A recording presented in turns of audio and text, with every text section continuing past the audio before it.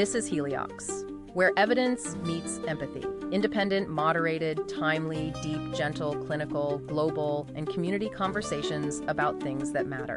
Breathe easy. We go deep and lightly surface the big ideas.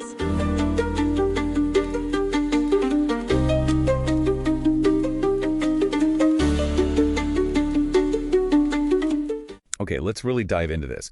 When you hold any Apple product, past or present, maybe you remember the cool, shiny back of an old iPod or the friendly, colorful plastic of the very first iMacs.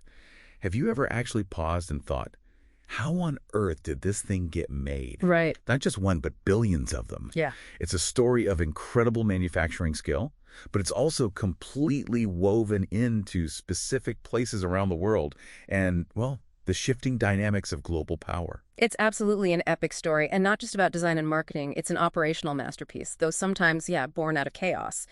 This deep dive into the source material, which pulls from internal Apple documents, interviews with key executives, historical accounts, it really gives you a front row seat to that whole journey. That's what drew me into this material. Our mission today is basically to pull out the absolute most important nuggets of knowledge and insight from this stack of sources. We want to uncover the surprising strategies, get to know some of the fascinating people who drove this or, almost derailed it. Look at those moments where everything could have gone very differently and understand the big real risks Apple is facing right now because of how they built this empire. The goal is that you get a genuinely well-informed perspective on the how behind those iconic products, quickly and memorably. Think of it as peering behind the curtain, understanding the incredibly complex engine that powers that seemingly effortless user experience you interact with daily. So where do we begin this journey through Apple's production history? The very beginning, which I found charmingly, well, artisanal compared to today. Yep. You have the Apple II. It was this hugely successful early computer, partly because it was so open, unlike rivals like Atari, which kept its source code locked down. Right, totally locked down. Or Radio Shack, which actually barred competitor software from their stores. Imagine that. And that decision not to lock everything down completely transformed things. It fostered this massive creative community of developers who were creating applications and peripherals for the Apple II. Apple essentially got a vast software library built for them, at little cost to them. By 1983, the Apple II had this unparalleled program library, over 2,000 programs. That openness was incredibly strategic, even if it felt maybe counterintuitive at the time. From that kind of strategic openness, we go to the literal physical beginnings. Yeah. The assembly was absolutely DIY. There's the anecdote about Steve Jobs' younger sister, Patty. On the living room couch, assembling the Apple I circuit boards for $1 a board. $1. And the Apple I itself was just an assembled circuit board designed by Wozniak. Patty wasn't exactly a trained technician. She'd sometimes damage the chips by, jamming them down, bending the little gold legs. Ouch. Yeah, but as the source material puts it quite directly, she was cheap, methodical, and, most of all, available. The original, highly available labor pool, right there on the couch. So as Apple grew beyond the living room, they started looking at more traditional manufacturing partners. There's this amazing story about the attempt to sell their fountain factory in 1996 to a company called SCI. Oh yeah, SCI had history. They built circuit boards for IBM's PC. Right. And this story is such a clear picture of the culture clash back then. You had the Apple crew, young, from California, wearing T-shirts, showing this almost explicit disdain for custom. They apparently called the SCI people from Huntsville who wore suits grumpy old men. Uh-huh. And unbelievably, even critique the bagels served during their meetings. Critiquing the bagels, that's bold. But beneath the cultural awkwardness, there was a fundamental business hurdle, wasn't there? Yeah, what was that? Exactly. Apple wanted SCI to take on what they called onerous risk. Basically, they demanded SCI be liable if the products failed months later in customers' hands.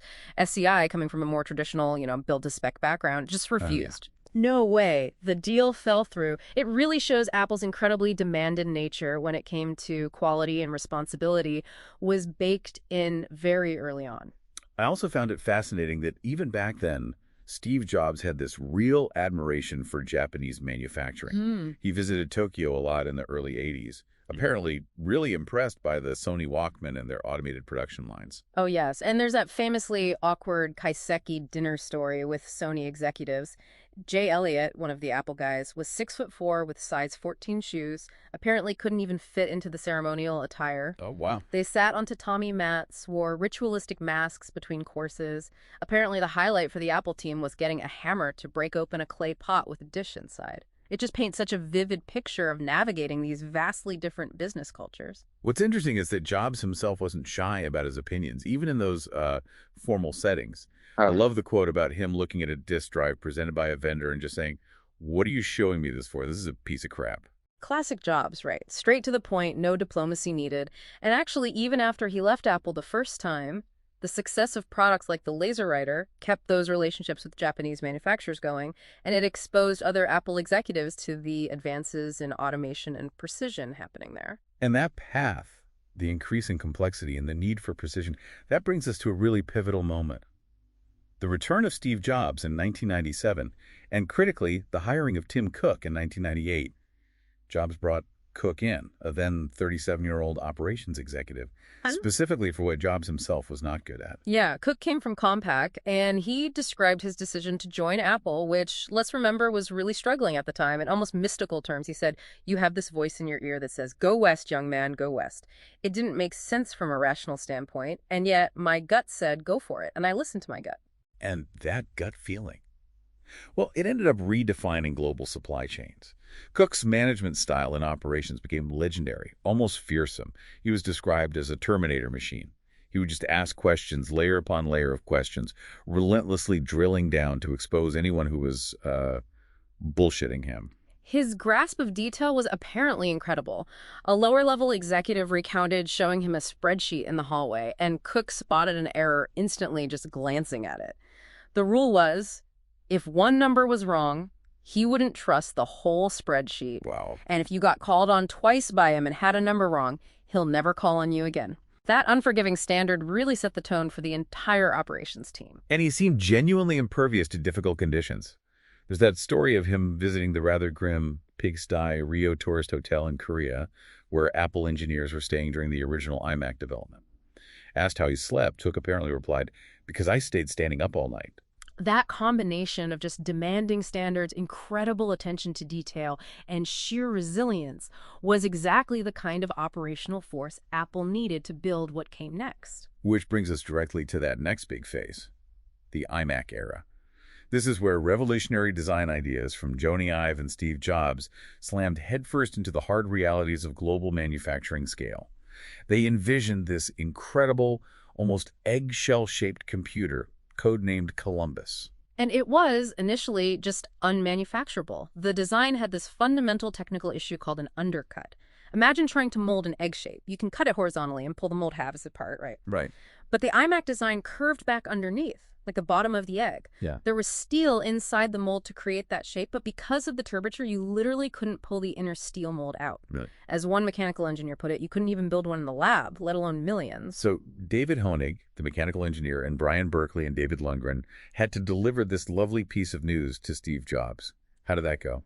As you might expect, Jobs was absolutely furious. This was his big comeback product, codenamed Columbus, because he saw it as discovering a new world for Apple. If it couldn't be built, it was potentially the end of the company. Wow.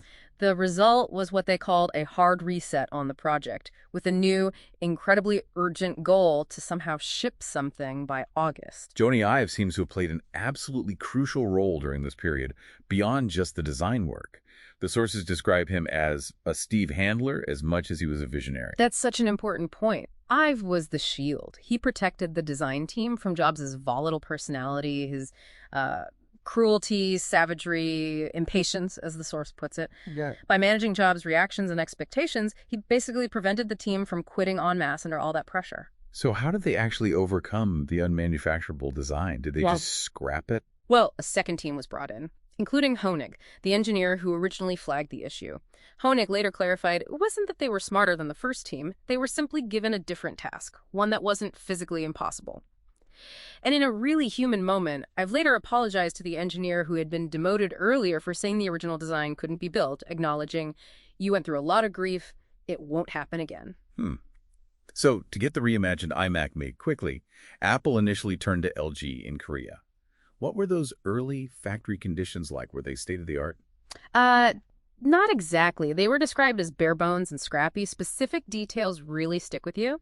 Unplug lights to save electricity, cramped spaces where the overhead conveyor could literally hit you in the face. Ouch. One engineer bluntly said, Korea was still very, very crude. Hmm. It wasn't about sophisticated, high-quality automated processes yet. It was more like all bodies on a line just putting shit together.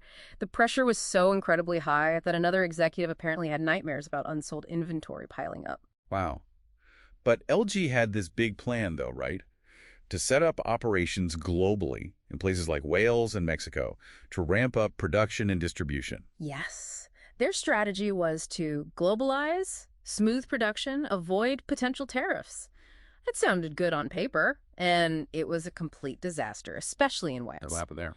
Oh, they struggled immensely with hiring. Turnover was sky high. The factory walls weren't even finished when production started. There was no heating workers, wore jackets, scarves, gloves inside. Concrete was still being poured while production was running. It was a massive site, supposed to be multiple factories across 30 football fields, but it became known as the toaster line debacle because of its failures. The toaster line. And as the sole manufacturer at that moment, LG apparently thought they had significant leverage over Apple. They had a lot of the documentation because Apple was in such a mad rush. They completely misjudged the situation and totally overestimated their position. An LG executive even made this bold public claim that his company had basically designed the computer, which prompted Steve Jobs to demand a retraction quick. The source material concludes that LG sunk their own grave with the negotiation piece, trying to use Apple's desperation against them. It really highlights Apple's ultimate control, even when they seemed vulnerable. That failure with LG and the need for reliable, scalable production for these increasingly complex designs is what really solidified Apple's pivot further into Asia, specifically Taiwan, and laid the groundwork for their deep relationship with China and eventually Foxconn. Taiwan was absolutely critical in the initial maybe 5 years of Jobs' comeback. Companies there assembled products like the iBook and the PowerBook. Taiwan had transformed itself after WWII, becoming this manufacturing and export powerhouse, especially in high tech. And while Apple wasn't the absolute largest computer maker working in Taiwan at the time, their specific demands were unique. Precisely. Apple's intolerance for defects and the sheer complexity of their designs were just different. They embedded dozens of engineers right in the suppliers' factories, constantly pushing them beyond what anyone else was doing. Robert Brunner, who was the director of the ID studio then, is quoted as saying, Apple is single-handedly responsible for bringing quality into Southeast Asia. Wow. And Apple even funded equipment for suppliers to help them meet these really demanding standards. They invested in their suppliers' capabilities. So when Apple really started ramping up its presence in China in the early 2000s, how did their perspective differ from a company like, say, Dell? Dell, which also went big into China around then, was focused primarily on cost and scale, really maximizing margin. Apple saw something else in China's vast armies of affordable labor. They saw the potential for what they called unconstrained design. Unconstrained design. What does that mean in practice? Like, what could they do? It meant they could design products that were maddeningly intricate, complex, and automation unfriendly. Designs that you simply couldn't produce reliably and at scale using older manufacturing approaches focused on poka-yoke, that's mistake-proofing aimed at automation. China's huge, flexible labor force allowed them to achieve designs that just weren't possible elsewhere with the same volume and cost structure. And this is where Terry Gou and Foxconn became absolutely central. The description of Gou's management style is intense. Very much so. Military-like efficiency.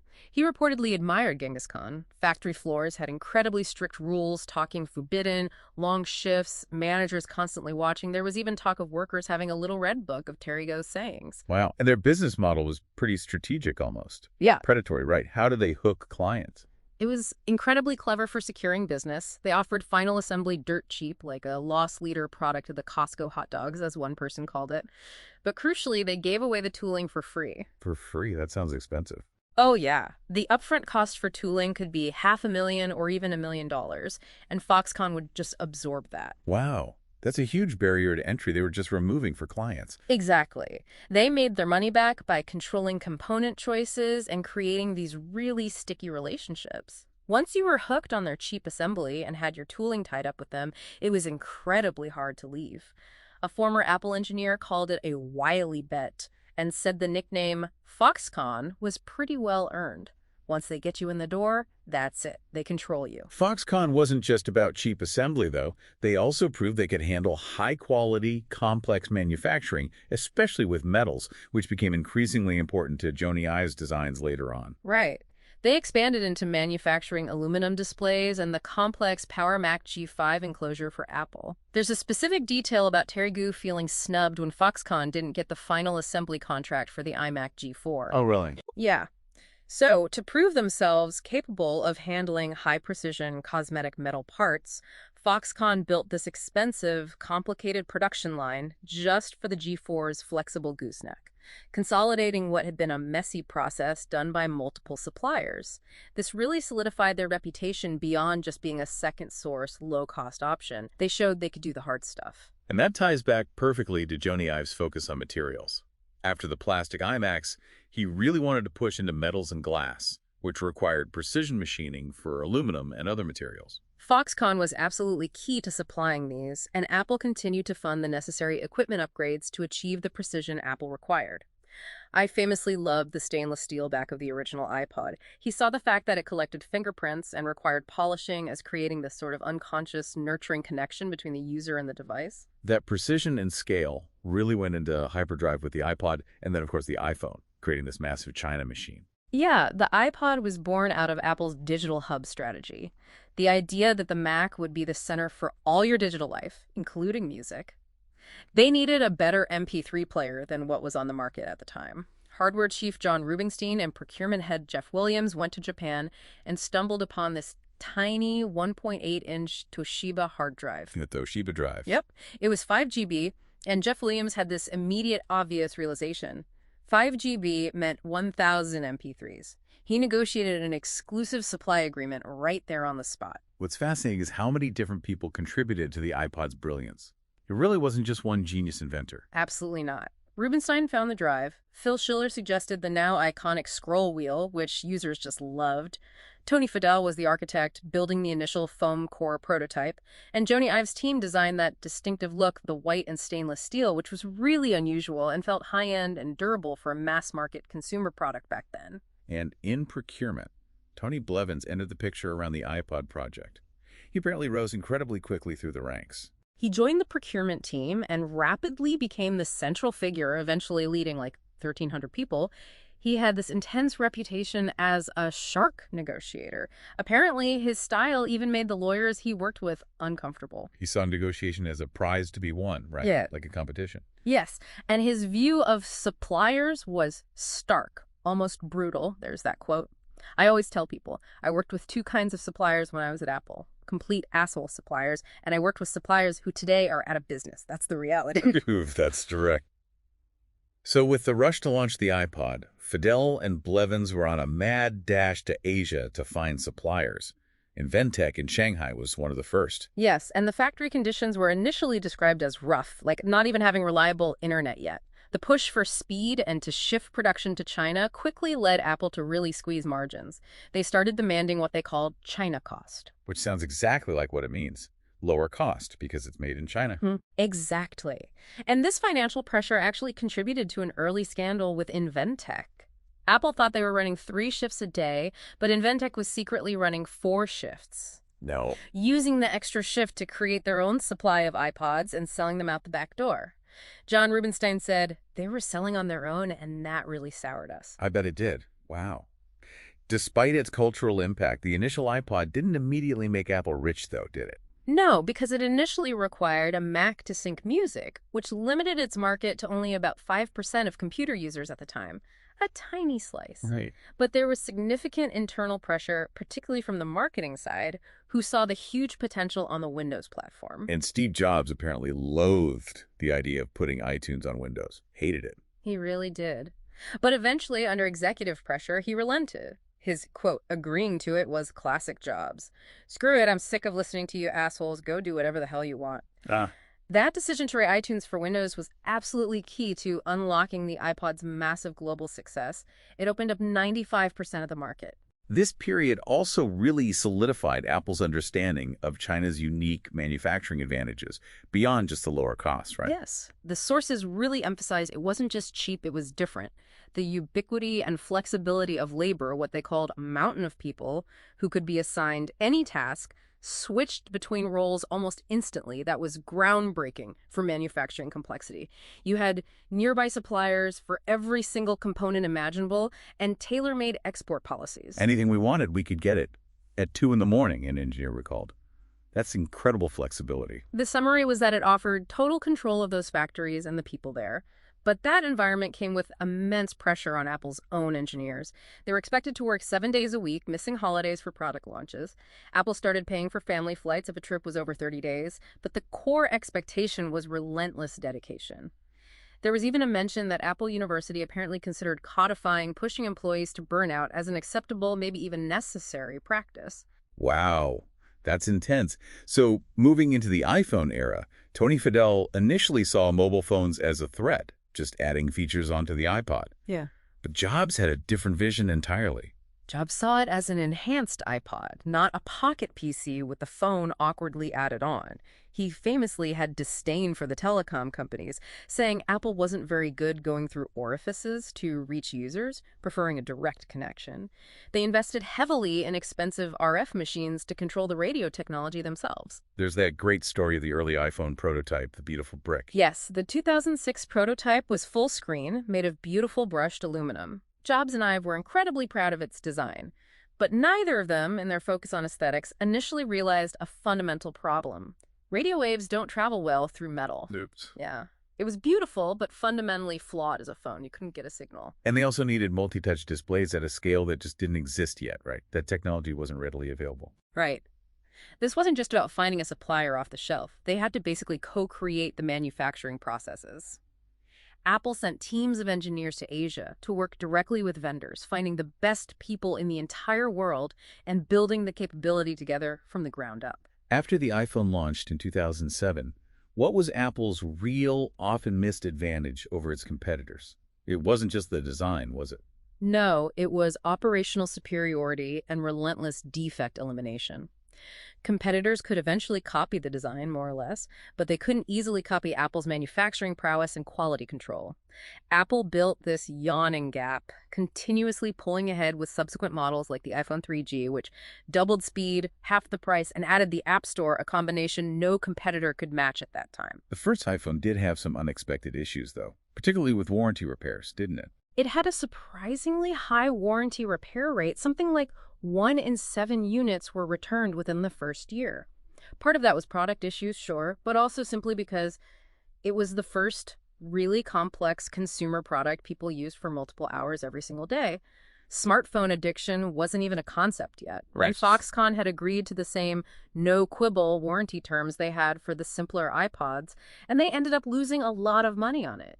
They had to plead with Apple after 2 or 3 generations to change the contract because it was, as they put it, untenable from a business standpoint. And that goes back to Apple's deep involvement in production, right? They weren't just handing off spec sheets like some rivals. Exactly. Apple built moats. They saw value beyond just the low-value assembly part of the smile curve.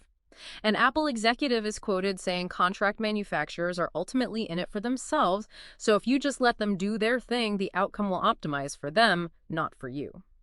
Apple's deep engagement ensured the outcome was best for Apple's quality and design ambitions, not just the manufacturer's bottom line. As Apple's operations in China scaled up so dramatically, Right, yeah. the power dynamic started to shift, didn't it? Leading to the current era where China has become increasingly ascendant, bringing significant political risk into the equation. Yes, definitely. After years where Apple seemed to largely dictate terms, roughly since maybe 2017, Beijing has begun making increasing demands. The sources highlight specific instances: greater control over content on the App Store, banning apps like the New York Times, WhatsApp, VPNs, Right. forcing Apple to store Chinese user data in Chinese data centers, and pressuring Apple to partner with and support local Chinese businesses. And importantly, Apple chose not to fight these demands, generally speaking. Correct. They complied. They even, according to the sources, supported a Beijing-sponsored chip maker, YMTC, despite concerns from U.S. senators that this company posed a national security risk. This highlights a broader point that the sources bring up. Which, The failure of that early U.S. hope, maybe naivete, that free trade and economic engagement would inevitably lead to political liberalization and democracy in China. Instead, China's economic success under the ruling party empowered its leadership, reinforced their hold, and enabled them to weaponize its manufacturing might. One former Apple engineer put it quite starkly. We've trained a whole country, and now that country is using it against us. wow.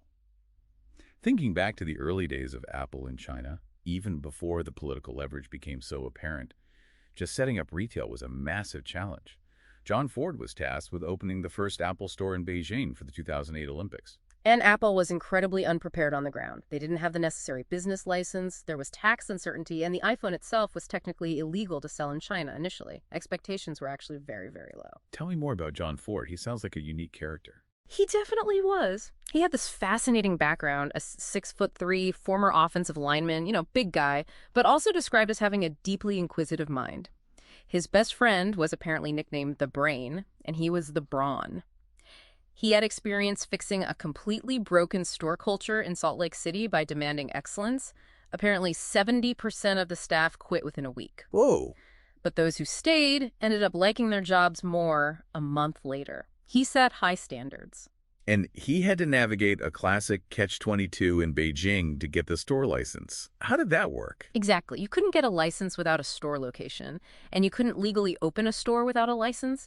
Ford had to figure out a way through that bureaucratic maze without resorting to bribery, which was apparently the typical way things got done. Once the iPhone launched, even with the store open, there was the phenomenon of the yellow cows. What were they? Oh, the yellow cows. These were organized reseller gangs.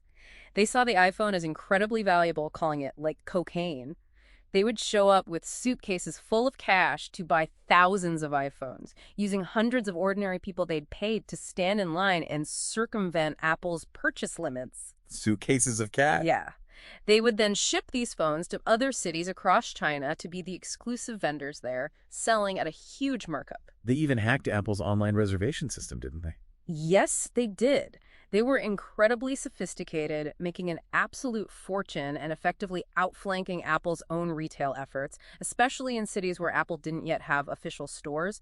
The demand was just absolutely staggering, quadrupling Apple's revenue in China in the holiday quarter of 2010 alone. The iPhone became more than just a gadget in China at that time, didn't it? It was something bigger. Much more. It became this powerful status symbol for a generation that was really embracing a market economy for the first time.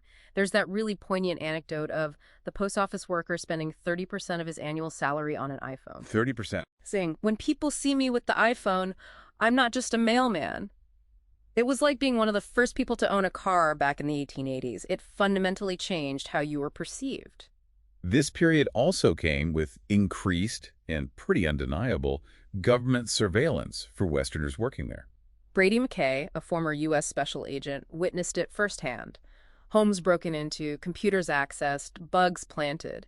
He said chillingly, they wouldn't even hide it, essentially signaling, we can do what we want and you know it. There was also the Sanlitun incident at the Beijing store, where glass doors were shattered during a chaotic launch event, and Ford had an altercation. Right, and Ford handled it by giving away iPhones to placate the crowd and even offering to be arrested himself to protect the relationship he'd carefully built with the local police chief and other officials. He understood the local context. But the sources highlight a real blind spot back in Cupertino. How so? What did Cupertino not get? Cupertino headquarters didn't seem to grasp the reality on the ground. They reportedly blamed Ford for the chaos, not the underlying supply chain issues, causing shortages that fueled the yellow cows in the first place. They offered remarkably basic advice, like, why not just call the police? Completely missing the nuance of building relationships and navigating the complex environment in China. The gap between Ford's reality and Cupertino's understanding just kept widening.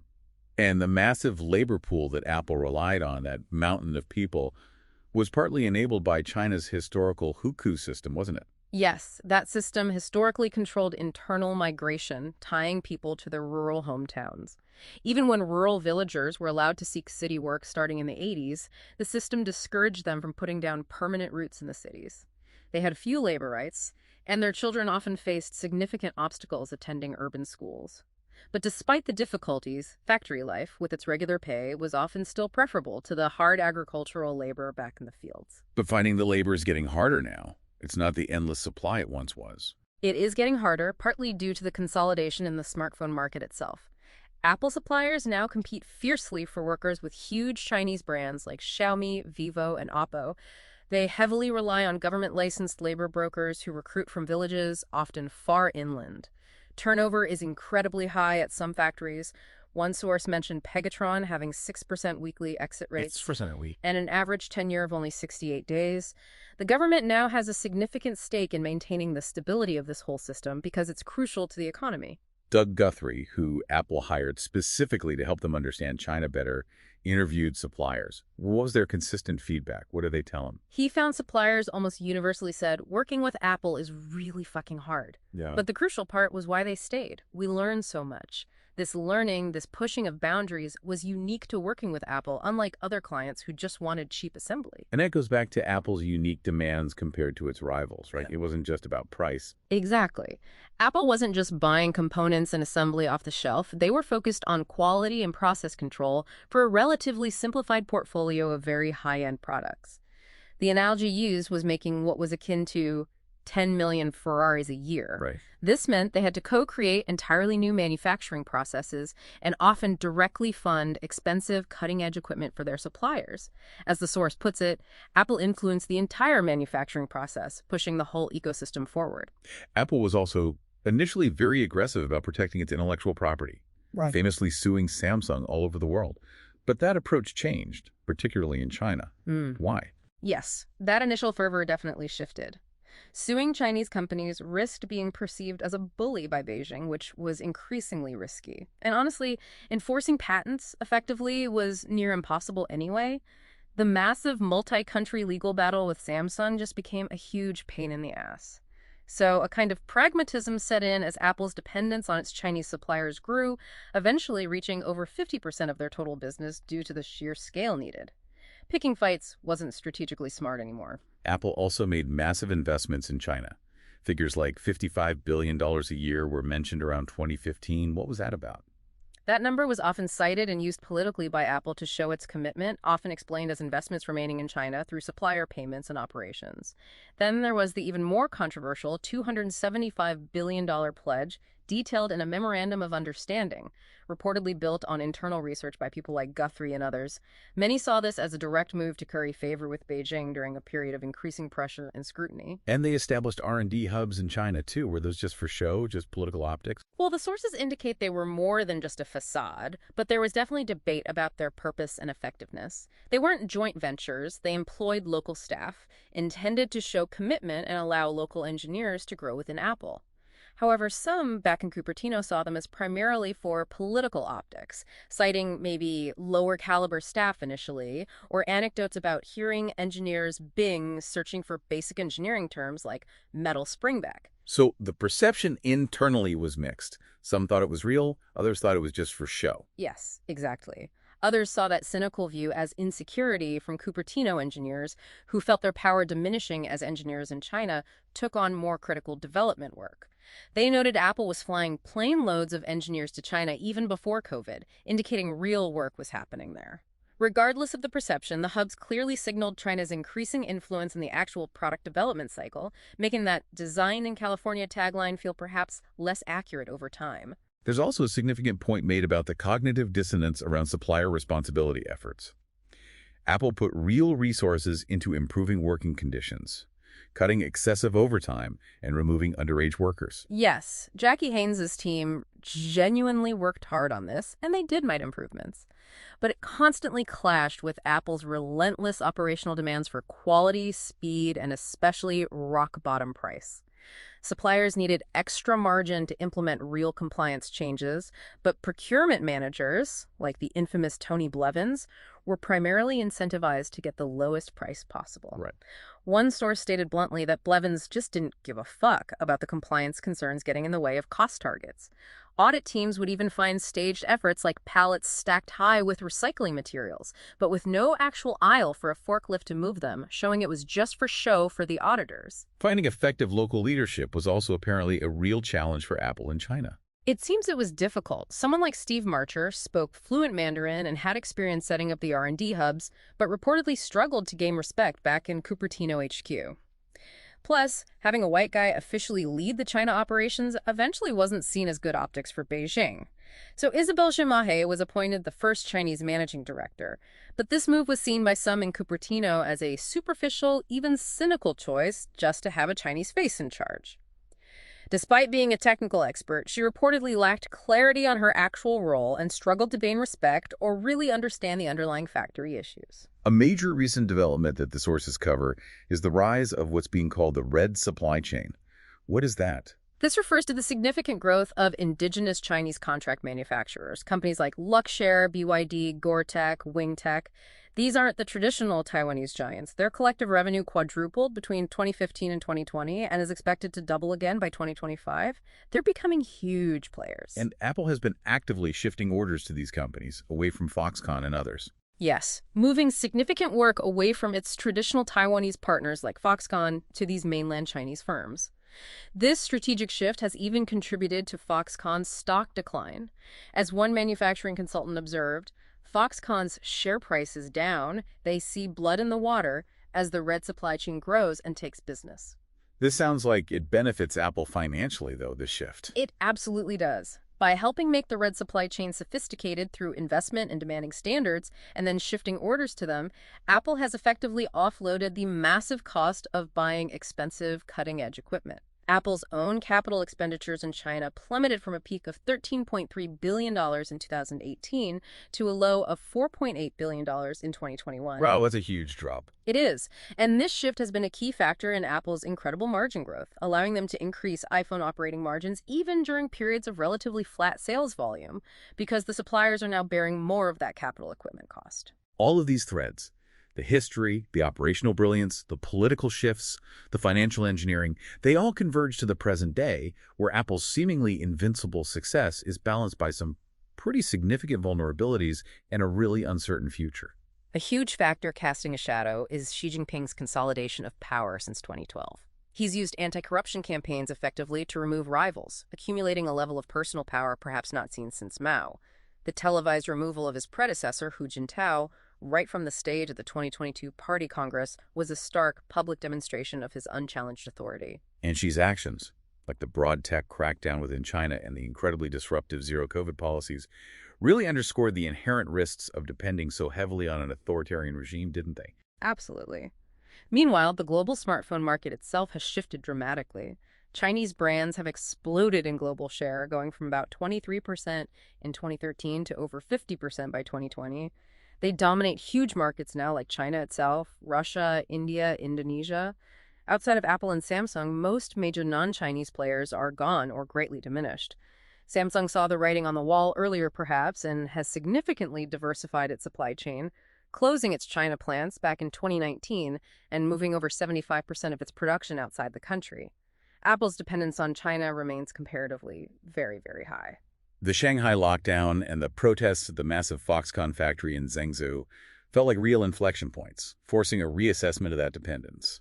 This led to more serious talk of a Plan B assembled in India. Right. Apple is positioning this move into India more as an expansion, not a retreat from China. They're even reportedly telling Beijing that its overall Chinese supply chain is becoming more Chinese because they're shifting more work to local companies like Luxshare. Foxconn is leading the India expansion effort, but the sources suggest they're doing it somewhat reluctantly. Why reluctantly? Because they're so deeply tied to their massive investments and decades of expertise built up in China. Apple essentially told Foxconn, look, if you want to keep the high-volume iPhone work, you need to expand in India for us. It's diversification dictated by Apple. Even with these diversification efforts, though, there's another huge vulnerability mentioned repeatedly in the sources: Apple's reliance on TSMC in Taiwan. This is described as a staggering vulnerability.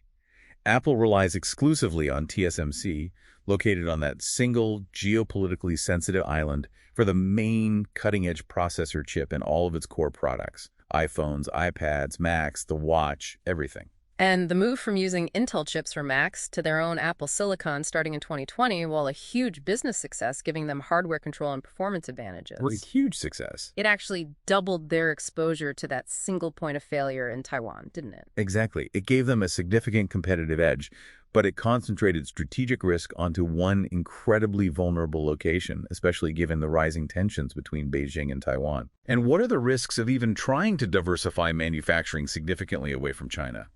It's not simple. No, not at all. Both Chinese consumers and the Beijing government could retaliate. When the first Indian-made iPhones launched globally in September 2023, there were immediate negative reactions online in China, rumors about supposed quality issues, and even boycott calls from some nationalist netizens.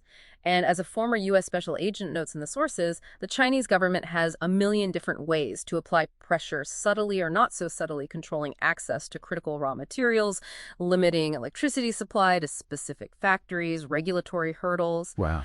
Apple has clearly learned how to navigate some of this through compliance and sometimes self-censorship, like banning apps Beijing dislikes or removing sensitive content like Dalai Lama ads. It shows they understand the political landscape requires very careful navigation. Looking ahead, Apple's big push into AI, like with Apple Intelligence announced for the iPhone 16, feels like a bit of a wild card in all of this, doesn't it? It really is. Apple has this unique advantage controlling the hardware, the chips, and the software.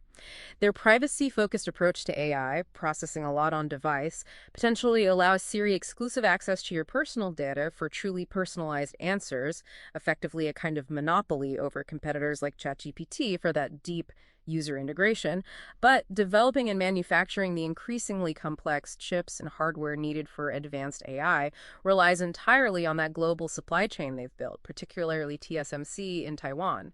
So the success of their AI future is still tied directly back to the very vulnerabilities we've been discussing. Tim Cook's financial success at Apple has been absolutely astonishing value growth of over $700 million a day since he took over in 2011, leading to that almost unbelievable $3 trillion valuation.